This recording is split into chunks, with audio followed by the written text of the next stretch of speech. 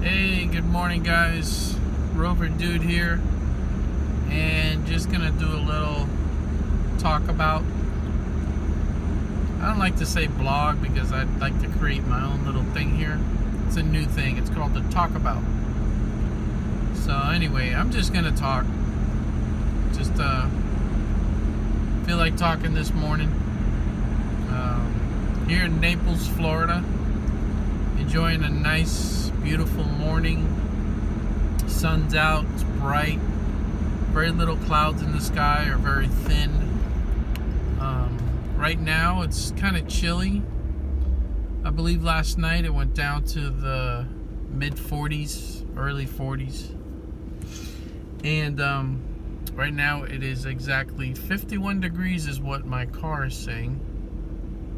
Don't know if that's true or not, because the other day we were in Inverness, Florida, and it was a lot colder than that, and it was marking the same thing, 51 degrees. So it may be stuck at 51. It may just like 51. I don't know. When it gets hotter, though, it does show the correct temperature when it's up in the 90s. So anyway, just cruising towards work.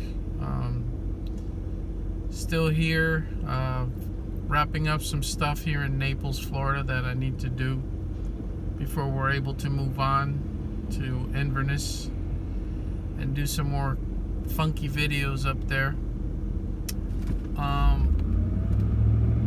As soon as I can, I'm going to take some more videos of what's going on with the Freelander. I got it on hold right now because of everything I have going on, but we're getting there, slowly but surely. Lately, I've seen a lot of Discovery 2 videos come out, and there's a bunch of people either going pro or con, calling it unreliable. I mean, all kinds of stuff. I gotta tell you, overall, I mean, it's a good vehicle. I mean, I don't see what the hype is about with being unreliable. It's just like any other car. I mean, you put 100,000 miles or 150,000 miles on any other car, and it's the same thing. Normal stuff is going to fail. The battery's going to fail eventually. The batteries last 3-4 years. If they last longer, great. But I mean, it's a car that has a lot of electrical systems in it. So I mean, come on, really. A lot of people talk about the Three Amigos. Okay, yeah, that's the little hydraulic system that's on the, I believe it's the left front of the car, which controls the traction control and ABS and a whole bunch of other stuff. I mean, yeah, that's fine. Come on, again, you put 125,000 miles on a car, 130,000 miles on a car, and you don't expect stuff to break? I mean, it's a system that's constantly working, monitoring, braking, checking the traction on all the tires, with sensors and all kinds of stuff. 130,000 miles, folks. 150,000, 120,000, 100,000. I mean, it's a lot of miles. Let's think about it. All right, you put that on any Toyota Corolla or Mitsubishi, things like that. I mean, you're gonna get all kinds of stuff breaking, fuel lines and whatnot. I mean, yeah, the car does have some design issues. Like I'll just give you one example that drives me crazy, and it's the wiring for the spark plugs, the spark plug wires, and the ignition coils. They're behind the engine, back in the firewall. My goodness, why would you do this? Why would you put the ignition coils back there? There's plenty of space up front. I saw on YouTube this video, and it's about this guy that came up with a bracket system to put the ignition coils in the front. I mean, you got plenty of space up there. Why put them way back there? Hey, too late now. They're already made. But I'm gonna convert to that system. I'm gonna put the ignition coils for this one at the front. I did buy new coils one time. I thought the coils were failing, and what it is these cars are very sensitive to the wires, the spark plug wires. If they go bad, the car starts acting real wacky. I mean, you'll get all kinds of misfire codes come on, of course, because the wires are bad. And you'll also get other codes that come out. Some codes come out that I think they point towards the pollution control system. I mean, everything, if you think about it, everything is failing. If you have a misfire, the spark plug's not working. It's creating more gaseous fumes. Now the sensors in your O2 sensors are going to start firing off, saying that there's an error there on bank 1, bank 2, and bank 3, whatever. I mean, it's all works together. It all works together. So people freak out. No, I mean, do some research. Find out if your car starts misfiring. Change the plugs. That doesn't work. Okay, you got to go to the worst part. You have to change your wires. And where are the wires? They're in the back, behind the motor. And yes, it is a task, and it isn't easy, because I mean, you got to kind of know what you're doing, because you have to take the intake manifold off and everything that's attached to it. And be careful not to break any of the gaskets, the metal gaskets. I've changed them. I've taken the intake manifold off of this car before, and I've modified a few things, and I may just do a video on that and show you guys what I didn't actually put back on, which makes life a lot easier if you should need to take it off. I know it's there for a purpose, but you know what? I did a test, and I didn't attach some of these things, these little brackets that were on there on the sides of the intake manifold, and the car's running perfect. And once I changed the spark plug wires on it, because I did get a code. I got a bunch of codes. I got a bunch of codes for the pump that controls the airflow for the emission system. I got codes for misfire. I got all kinds of codes popped up. Guess what? I changed the spark plug wires.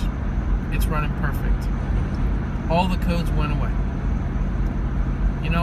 They're very sensitive. They have a lot of sensors that do many functions in this car. So, unfortunately, if one little thing fails, a whole bunch of stuff goes wrong. So, I think I'm going to put some instruction out there, some education, because at one time it was a very high dollar car and a very technical car. So it's like if you buy a Ferrari, okay, you buy a Ferrari and you don't do the proper maintenance on it, or you're not sure how to do maintenance on it, or you're not sure how to repair it, one little thing messes up and it's going to cause a bunch of huge issues showing up on your computers, on your codes, when actually it's just one little thing.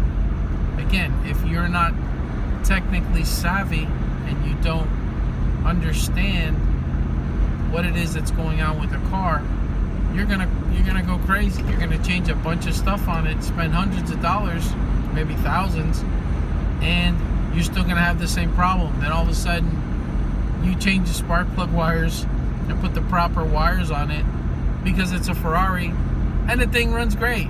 Everything's gone. All the codes go away. Well, guess what? You should have done your research. So, what do I mean by all this? The car is a good car. It's a reliable car. But it does have a lot of sensors in it. It has a very complicated computer system in it. The engine management control, the transmission control on it. They're complicated systems, and they're designed to do many things. So when you put a lot of miles on these cars, little things will fail that send it signals, that send it indications on what is going on wrong. So the computer is going to just go down the row. It's going to give you everything that's being affected by the one little thing. So folks, do your research. Look at the systems that are failing. Go into the blogs. Look around. Because a simple thing with a bunch of codes, misfire codes that comes out, it could just be all you need is your spark plug wires and a new set of plugs. When was the last time you changed plugs? When it had 20,000 miles on it? Now it's got 150,000 miles on it? Hello? You know? Same thing goes for the wires. When was the last time you changed your wires on it? You've had the car 5 years, 4 years, 10 years? Never? Excuse me? It's time to change your wires. And yes, it is tough. And that's why there's mechanics out there. And if you're savvy on mechanical issues, you know, do your research before you tear everything apart. Because you could be knowledgeable as a mechanic and never worked on a Land Rover, and you could go into taking apart the intake manifold. If you screw it up, well then, whose fault is it? The car? No, it's you. So do your research before you dig into these cars. Well, almost to work. I've done my little rant. So again, Land Rover Discovery, is it reliable? My opinion, yes. Why? Because things go wrong when the miles add up, and that's in any car. These were at one time high dollar, expensive vehicles with many systems in them. So what do you expect to happen? One little thing goes down and it sends all kinds of codes. So guys, don't freak out about these. If when you buy them they have a bunch of codes on them, then I would think about it. I would say, well, you know, let me lower the price. Do your research. But if it doesn't have a lot of codes on it and the thing is running good, don't be afraid of it.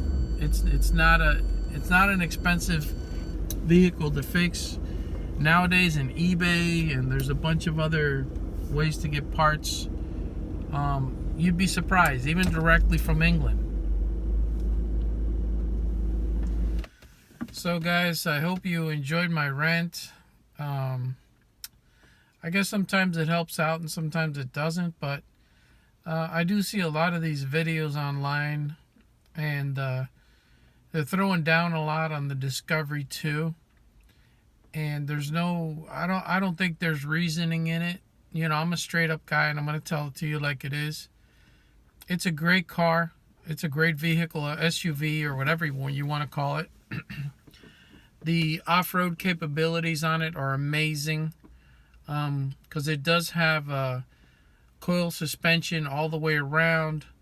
The four-wheel drive system is extremely strong and tough. And when all the systems are working correctly, the traction control and all the wheel assist and everything, I'm telling you, it's a vehicle hard to compete with. It'll take you wherever you want to go. But again, it's going to need maintenance, and stuff is going to break. Normal stuff, just like in any other car. Alright guys, so if you like my blogs here, my vlogs, or whatever you want to call them, if you like my comments, please like my videos. If you want to subscribe, please do. And again, I'll be bringing more information, and we'll talk some more. So again, thank you for watching my video. So, Rover Dude out.